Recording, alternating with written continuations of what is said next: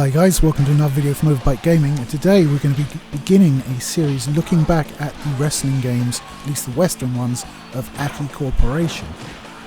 Well, they were AKI Corporation at the time. We'll go through that in a little bit.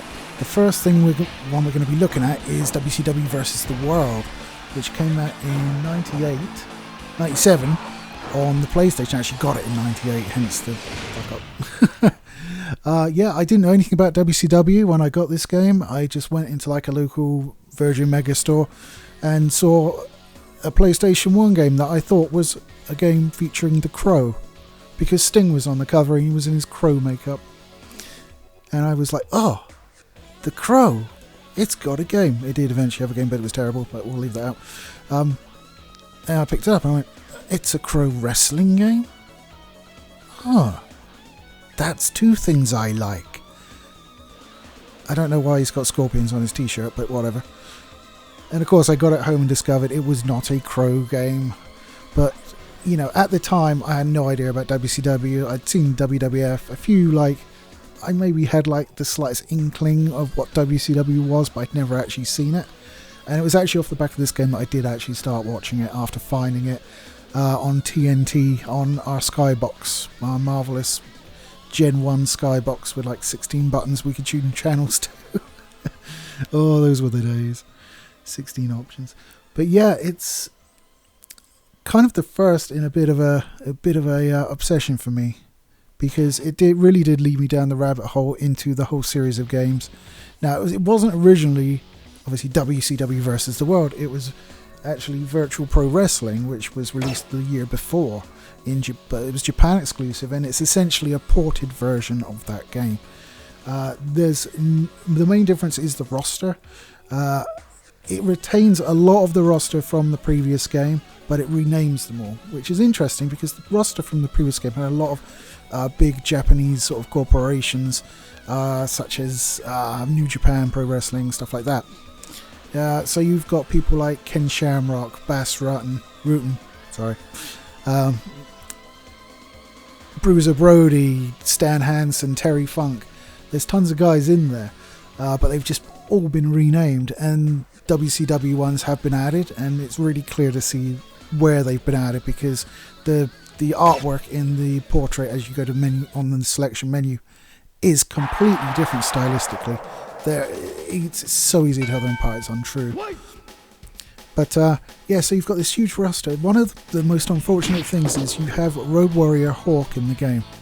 Now, in the UK release, which is the one I have, he's called Lethal, which, you know, alright, it's an intimidating name for a wrestler, okay. The American version, however, has him on there as Overdose, which, if you know anything about Road Warrior Hawk, his problems and his unfortunate demise, that's fairly prescient and a little bit creepy, if I'm totally honest, but it's a thing that's there. Ugh. Anyway, moving on. The game opens actually with it's just sort of a video showing bits and bobs from WCW live shows, and honestly, I was looking at it going, whoa, that's cool, and it's kind of got the Crow in it. Yeah, I know. But that was kind of like what drew me in. Moving on to the gameplay. The gameplay is really good. It's a little bit rough around the edges. Certainly if you were to play sort of any of the more recent versions of the game, like the N64 stuff or Def Jam, then you'll be able to pick up like a lot on the rough. Even like if you'd gone back to this one, you'd be kind of like, ew, what is this? Ew, it's so unrefined. But at the time, it was amazing. So it has like the standard AKI style, which is you have a button for grapple, a button for strikes. If you tap them, you do a weak version. If you hold them down, you do a strong version, and you can vary it with the directional pad. And at the time I was playing like the WWF Stick Wagglers on the Amiga, and like European Tour, stuff like that. Not good games at all. In Your House on the PlayStation for the WWF, which wasn't really a wrestling game, it was more a beat 'em up, which was super weird, but it was what it was. That's what we had. And to then suddenly have this technical game, I mean, I hadn't been exposed to like anything like it before, I mean, obviously it's the Japanese sensibility, whereas in the West, they're all sort of throwing it in like action, tombstones on the head, crack, and all this. Whereas in Japan, it was all very much about the sport. You know, regardless of how shoot or non-shoot it was. So it's a real breath of fresh air, and I loved the game. I seriously loved the game. Now, it wasn't actually released by AKI. This is the fun thing.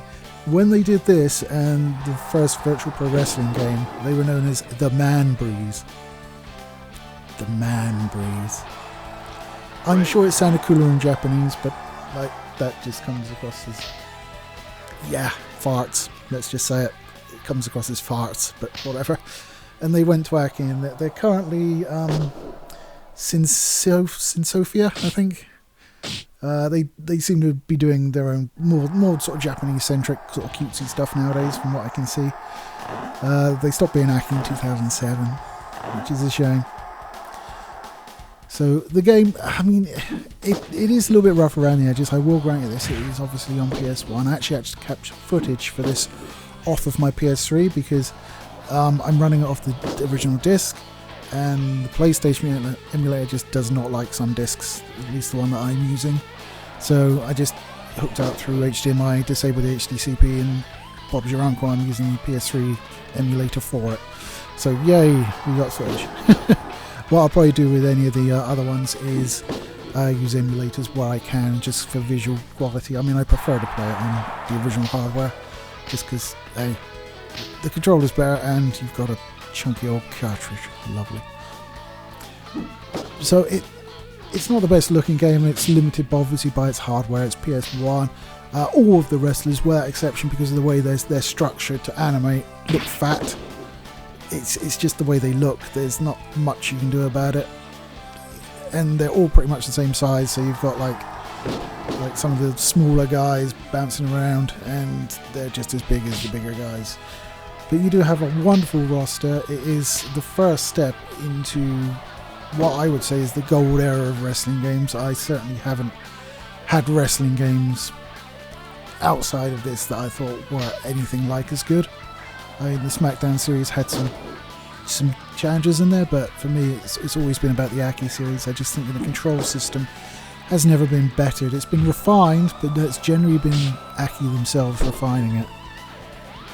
So that is WCW versus the World. It's an early look at what the games would eventually become, and it was certainly enough of a bait to get me in on the WCW action, which would also revert to WWF, but we'll get into that in later videos. I do plan to do a video on each game in the series. I probably won't go right the way through to Def Jam, because obviously I've already done Let's Plays on Def Jam as it is. And talked about it there. But yeah, Def Jam was going to be another wrestling game, and it sort of had to switch licenses obviously when I can't remember if the licenses were removed from them and went to another publisher, or if it was when WCW were acquired by WWE. That's a lot of W's, and it shut down that way. But I think it was when it went to EA and they started doing like Mayhem and Backstage Assault and all that. So they kind of needed a license to get, and they went out and got the Def Jam license and produced a series of good games. Okay, the Icon is arguable, but the first two were good. Anyway, guys, that's all for this week. Hopefully I'll be back with the next one next week, unless something earth-shattering drops in tech news in the in-between, or indeed I get a game that I want to review. Which, at the rate games are coming out at the moment, not much is happening there, so we'll see. Anyway guys, take it easy, and I'll catch you later.